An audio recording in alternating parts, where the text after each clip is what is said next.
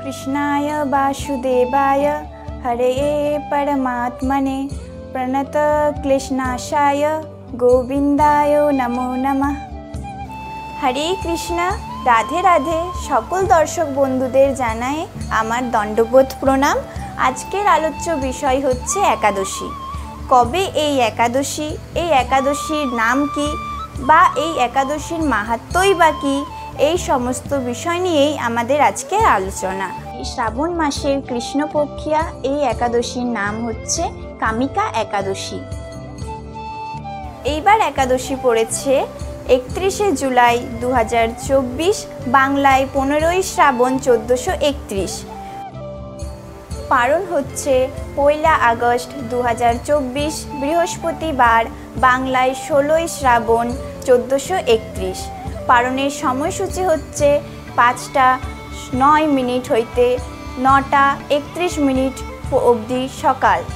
আর এই উক্ত সময়ের মধ্যেই পারণ অতি অবশ্যই করতে হবে। একাদশী তিথি সকলের অভীষ্ট প্রদানকারী। এই ব্রত পালনের সমস্ত প্রকার পাপ বিনষ্ট, সর্ব সৌভাগ্য ও শ্রীকৃষ্ণের প্রতি প্রীতির বিধান হয়। নারী পুরুষ নির্বিশেষে 8 থেকে 80 বছর পর্যন্ত যে কোনো ব্যক্তিরই ভক্তি সহকারে এই পবিত্র একাদশী ব্রত পালন করা কর্তব্য।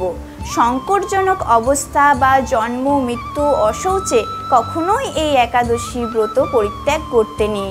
একাদশীতে শ্রাদ্ধ উপস্থিতি হলে সেই দিন না করে তা দ্বাদশীতে শ্রাদ্ধ করা উচিত। দুর্লভ মানব জীবন লাভ করেও এই ব্রত অনুষ্ঠান না করলে বহু দুঃখে কষ্টে 84 লক্ষ জনই ভ্রমণ করতে হয়। অহংকার বশত একাদশী ব্রত ত্যাগ করলে অশেষ যমযন্ত্রণা ভোগ করতেও হয়। যে ব্যক্তি এই ব্রতকে তুচ্ছ জ্ঞান করে, জীবিত হয়েও সে মৃতর সমান। কেউ যদি বলে একাদশী পালনের দরকারটা কি, সে নিশ্চয় কুম্ভীপাক নরকের যাত্রী। যারা একাদশী পালনে নিষেধাজ্ঞা জারি করে, শনির কোপে তারা বিনষ্ট হয়। পুণ্যপ্রদায়নী সর্বশ্রেষ্ঠ এই ব্রত শ্রীহরির অতি প্রিয়। একাদশী ব্রত পালনের যে ফল লাভ হয় তা অশ্বমেধ, রাজসূয় ও বাজপেয় যজ্ঞ দ্বারাও তা হয় না। একাদশী ব্রতে ভাগবত শ্রবণে পৃথিবী দানের ফল লাভ হয়। অনাহারে থেকে হরিনাম হরিকথা রাত্রি জাগরণে একাদশী পালন করা কর্তব্য। কেউ যদি একাদশী ব্রতে শুধু উপবাস করে তাতে ফল পাওয়া যায়। শুদ্ধ ভক্তেরা এই দিনে একাদশ ইন্দ্রিয়কে শ্রীকৃষ্ণকে সমর্পণ করেন। গঙ্গা স্নানে যেমন সবার অধিকার আছে, একাদশী ব্রত পালন করাতেও সবার কিন্তু অধিকার আছে। শাস্ত্রে বিধবা সধবা সকলেরই জন্য একাদশী ব্রত পালনের নির্দেশ দেওয়া আছে। যারা সধবারা একাদশী ব্রত পছন্দ করে না, শাস্ত্রে তাদেরকে বিষ্ণুদ্রোহী বলা হয়েছে। একাদশীতে উপবাস হচ্ছে অত্যন্ত গুরুত্বপূর্ণ। তবে কেবল অনাহার উপবাস করাটাই মুখ্য উদ্দেশ্য নয়। মুখ্য উদ্দেশ্য হচ্ছে গোবিন্দ বা শ্রীকৃষ্ণের প্রতি অধিক শ্রদ্ধা ও প্রেম পরায়ণ হওয়া। উপ মানে নিকটে এবং বাস কথার অর্থ হচ্ছে অবস্থান করা, অর্থাৎ শ্রীহরির নিকটে অবস্থান করা। একাদশীর দিন উপবাস করা মুখ্য উদ্দেশ্য হচ্ছে শারীরিক আবশ্যকতাগুলি খর্ব করে ভগবানের মহিমা কীর্তন এবং অন্যভাবে ভগবানের সেবা করে সময়ের সদ্ব্যবহার করা হচ্ছে এর উদ্দেশ্য। ভোরে শয্যা ত্যাগ করে শুচি শুদ্ধ হয়ে শ্রীহরির মঙ্গল আরতিতে অংশগ্রহণ করতে হয়। শ্রীহরির পাদপদ্মে প্রার্থনা করতে হয়, হে শ্রীকৃষ্ণ, আজ যেন এই মঙ্গলময়ী পবিত্র একাদশী সুন্দরভাবে পালন করতে পারি, আপনি আমাকে কৃপা করুন। একাদশীর দিন গায়ে তেল মাখা, সাবান মাখা, পরনিন্দা, পরচর্চা, মিথ্যা ভাষণ, ক্রোধ, দিবানিদ্রা, সাংসারিক আলাপাদি বর্জনীয়। আমি এইবার আপনাদের কামিকা একাদশীর মাহাত্ম্য পাঠ করে শোনাবো। আপনারা কৃপাপূর্বক মনোযোগ সহকারে শ্রবণ করুন। শ্রাবণ কৃষ্ণপক্ষিয়া কামিকা একাদশীর কথা ব্রহ্ম বৈবর্ত পুরাণে যুধিষ্ঠির শ্রীকৃষ্ণ সংবাদে বলা হয়েছে। যুধিষ্ঠির মহারাজ শ্রীকৃষ্ণ বললেন, হে গোবিন্দ, হে বাসুদেব, শ্রাবণ মাসের কৃষ্ণপক্ষের একাদশীর নাম এবং মাহাত্ম্য সবিস্তারে আমার কাছে বর্ণনা করুন। তা শুনতে আমি অত্যন্ত কৌতূহলী। প্রত্যুত্তরে ভক্তবৎসল ভগবান শ্রীকৃষ্ণ বললেন, হে রাজন, পূর্বে দেবর্ষি নারদ প্রজাপতি ব্রহ্মাকে এই প্রশ্ন করলে তিনি যে উত্তর প্রদান করেছিলেন, আমি এখন সেই কথাই বলছি। আপনি মনোযোগ সহকারে তা শ্রবণ করুন। একসময় ব্রহ্মার কাছে ভক্ত শ্রেষ্ঠ নারদ জিজ্ঞাসা করলেন, হে ভগবান, শ্রাবণ মাসের কৃষ্ণপক্ষিয়া একাদশীর নাম কি? এর আরাধ্য দেবতাকে? সে ব্রতের বিধি বা কিরকম?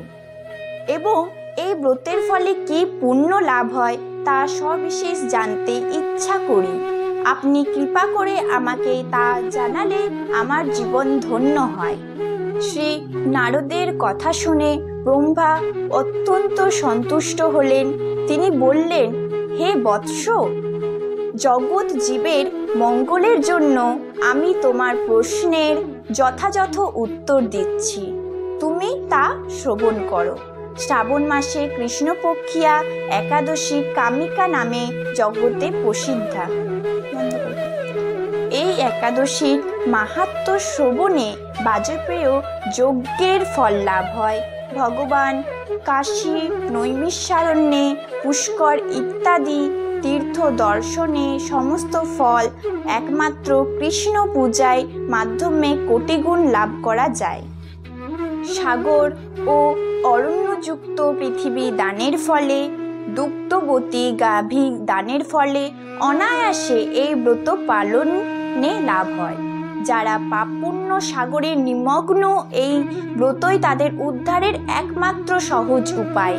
এই রকম পবিত্র পাপনাশক শ্রেষ্ঠ ব্রত আর এই জগতে নেই।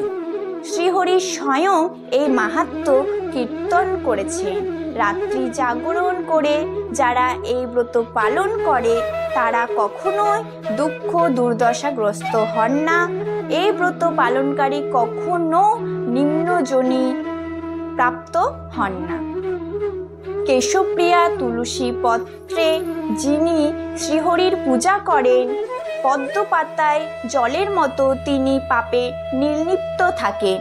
তুলসী পত্র দিয়ে বিষ্ণু পূজায় ভগবান যেমন সন্তুষ্ট হন, মণি মুক্তাদি মূল্যবান রত্নের মাধ্যমেও তেমন প্রীত হন না। যিনি কেশবকে তুলসী মঞ্জুর দিয়ে পূজা করেন তার জন্মার্জিত সমস্ত পাপ ক্ষয় হয়ে যায়।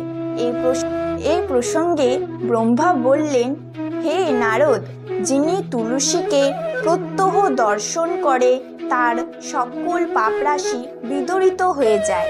যিনি তাকে স্পর্শ করেন তার সকল পাপ মলিন দেহে পবিত্র হয় এবং তাকে প্রণাম করলে সমস্ত রোগ দূর হয়ে যায়। তাকে জল সিঞ্চন করলে যম তার কাছে আসতে ভয় পান। শ্রী হরির চরণে তুলসী অর্পিত হলে ভগবত ভক্তি লাভ হয়। তাই হে কৃষ্ণ ভক্তি প্রদায়নী, তোমার প্রণাম করি। যে ব্যক্তি হরি বাসরে ভগবানের সামনে দীপ দান করেন, চিত্রগুপ্ত তার পুণ্যের সংখ্যা হিসাব করতে পারে না।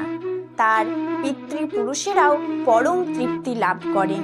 শ্রীকৃষ্ণ বললেন, হে রাজন, আমি আপনার কাছে সর্বপাপ হারিণী কামিকা একাদশীর মাহাত্ম্য বর্ণনা করলাম।